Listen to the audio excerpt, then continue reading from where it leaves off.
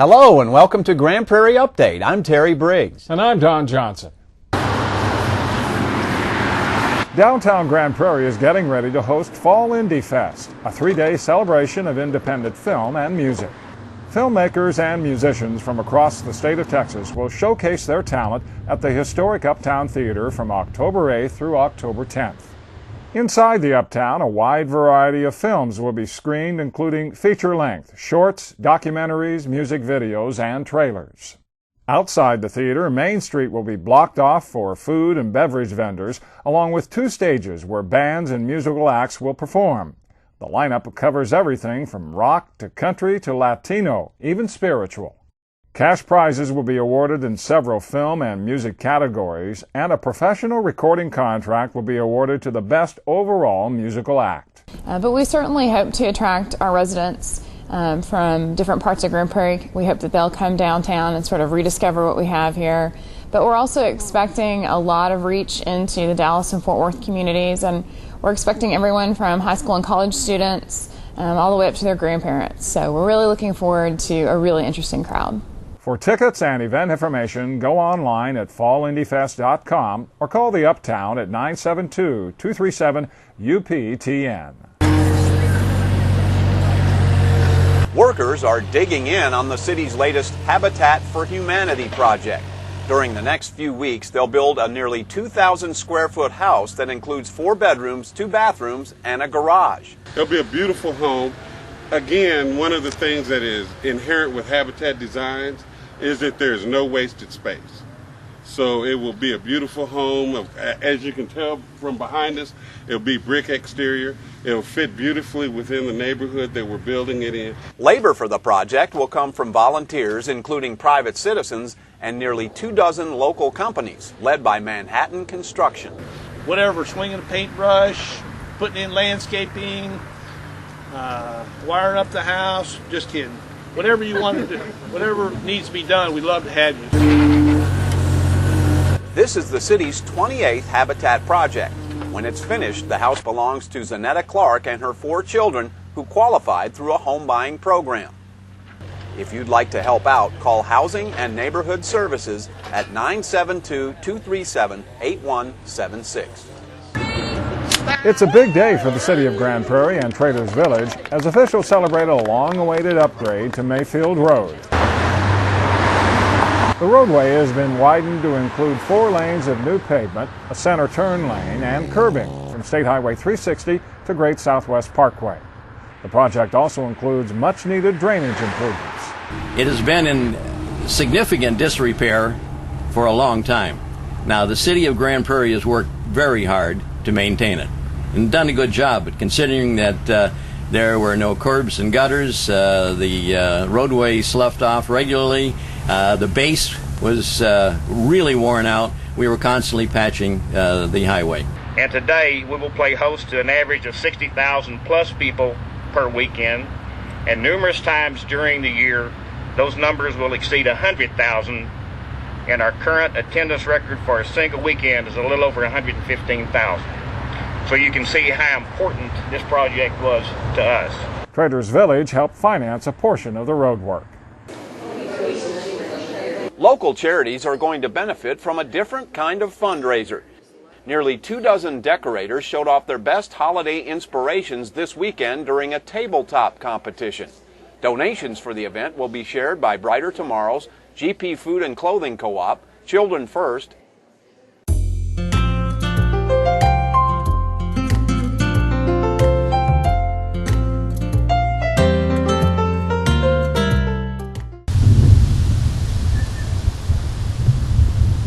The urban forest in Grand Prairie is one of the city's most valuable resources, but most homeowners don't have a clue how to properly pick, plant, and prune their trees.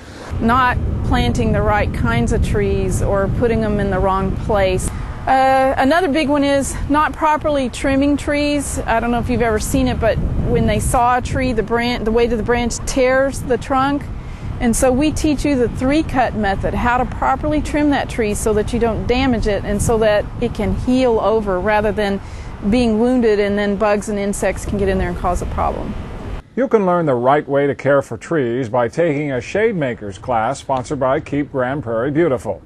The next class is set for October 15th through the 17th. Certified arborist will supervise the 3-day tutorial that includes classroom training along with a hands-on project. The class is free, but you must register in advance by email or by phone. You don't have to have knowledge ahead of time. You will gain a lot of knowledge in the class, and some of it you may use for the greater forest and some of it you may use for your own forest. Remember, to register, call 972-237-8152 or send an email to keepgrandprairiebeautiful@gptx.org.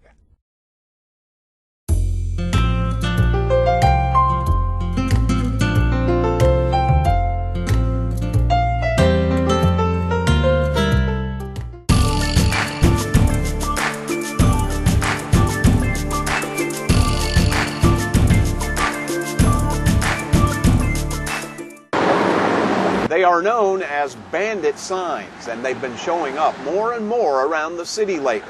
It's a big problem for the Code Enforcement Department and the subject of this edition of Know the Code. Bandit signs, by ordinance, are signs that are in our right-of-ways for advertising some special business or some type of service. Those signs are not permitted in our right-of-ways or our medians or on the poles, utility poles. It's a form of litter.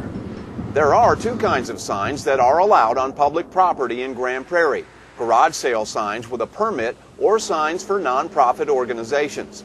But in a struggling economy, the bandit signs have been popping up in alarming numbers.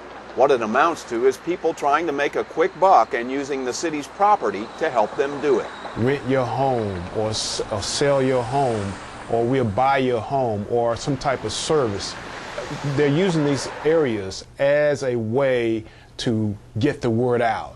Instead of using the means of internet, newspaper, television, those type of sources that are legal for advertising. And Collins says it seems that as quickly as code enforcement officers can pick up the signs, they are often replaced. And that's the problem. The city is wasting man-hours and, in effect, money that could be better spent in many other areas.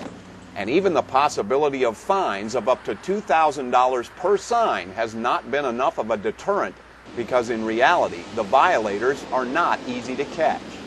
What we like to do is appeal to the community to help us with identifying these people who are coming along at all hours of the night and early morning. And if you see a violation in progress in Grand Prairie, this is what you can do to help. If you can get some type of vehicle number, color, or make of the vehicle, and also the tag number, or even a description of the person, if you can see all of that, and report that back to us. Go on our website, use our complaint form, send that information. We will record this information and track those individuals down who are placing signs in our right-of-ways. If you'd like additional information, you can call the Grand Prairie Code Enforcement Department at 972-237-8296 or log on to the city's website, gptx.org, and follow the links to code enforcement. And now you know the code.